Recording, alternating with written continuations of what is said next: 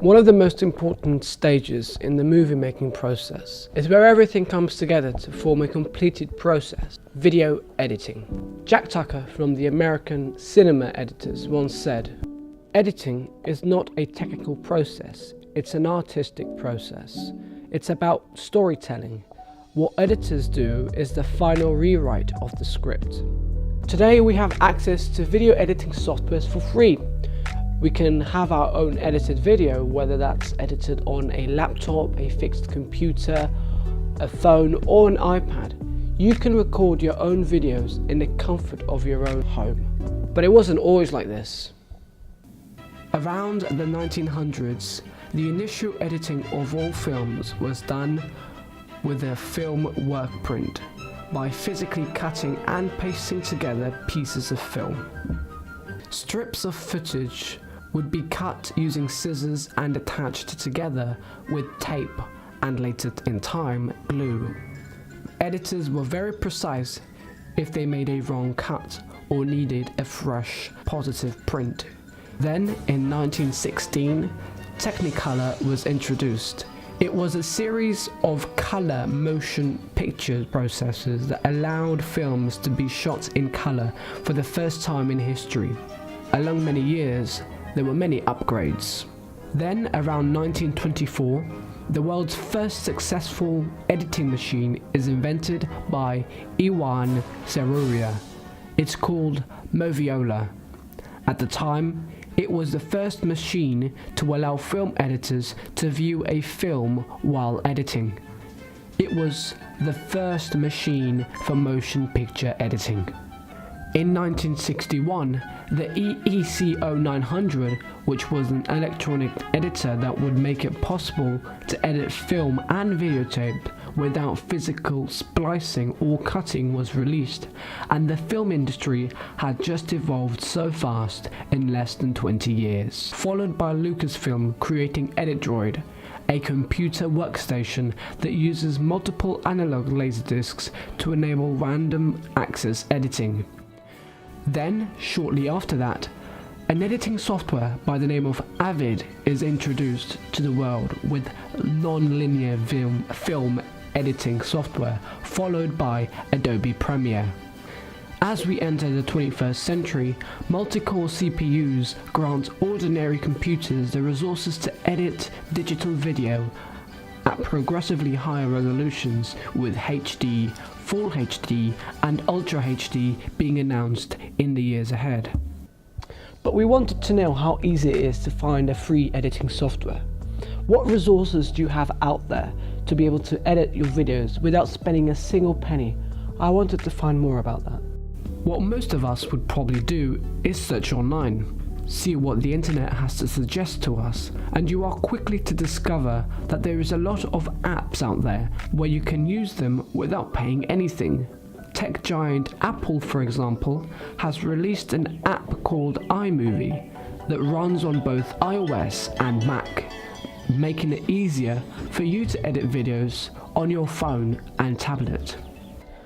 One must admit that technology has had a substantial impact on how we do things these days. When we look at how video has expanded from well-known filmmakers owning cameras worth thousands, to today, a camera being available on our most precious pieces of technology, our mobile phones. The question is, how has that changed how we edit our videos, since we have a camera and an editor one touch away? So I sat down with one of our lecturers, Paul Ralph, to find out his perspective on the question. Well, it's made things very, very easy. And I think what it's also done is it's made people editors in the way that I would have been trained to, when I was at university, etc., without any kind of formal training.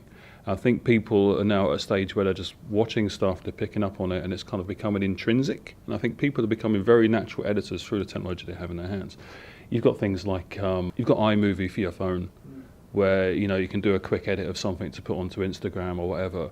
And I think people are telling stories through editing in a way that, a few years ago, you'd have to be trained and told how to do that. So I think technology is making more natural editors out of people.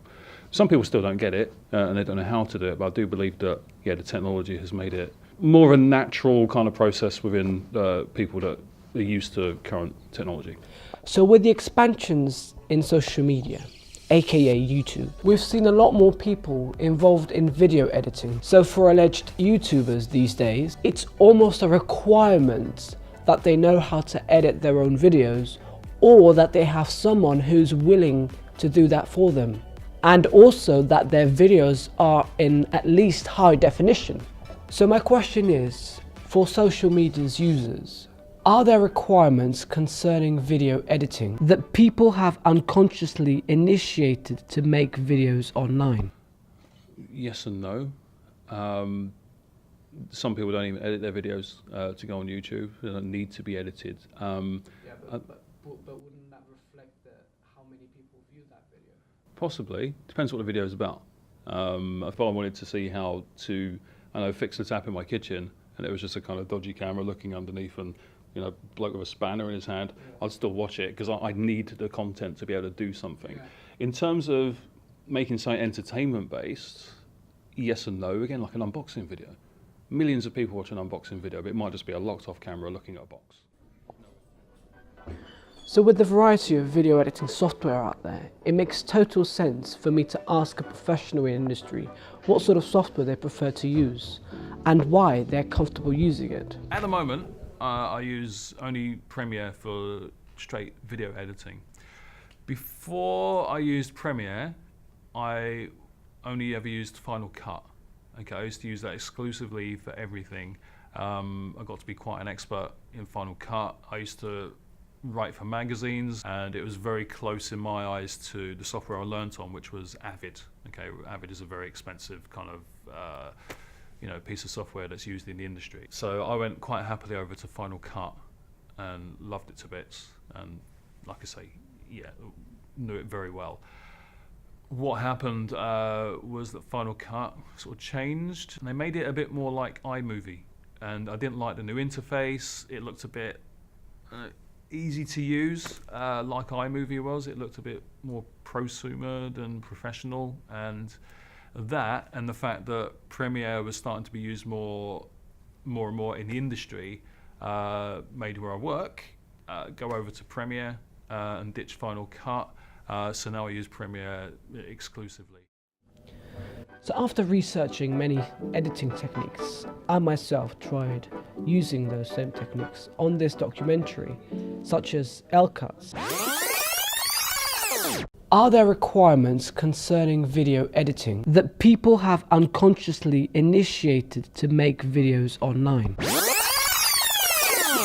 J-cuts, people using it. At the moment, I use only and jump cuts.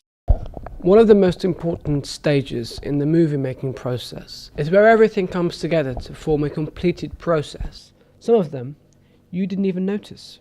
The thing about all of these techniques, they should serve a higher purpose. It is useless to use all of these techniques if they're just going to be used for the sake of it. They need to be used to serve a higher purpose, that is, telling the story. These techniques are useless if they're used on their own. They should be used to add up to the storytelling. And if they're used in the right place at the right time, they'll just be a bridge in between the storytelling. It won't be something that you add, it'll just be something that you use. And that's how it should be used. The truth is, video editing has come a long way. From the old, almost ancient-like, to editing apps such as iMovie on your iPhone or iPad. And we'll probably see lots of different expansions in the near future, which will be exciting to see what we can accomplish with them. We have become habituated to technology, and our lives are dependent on it. Just like the American writer and professor Isaac Asimov once said, "I do not fear computers, I fear lack of them."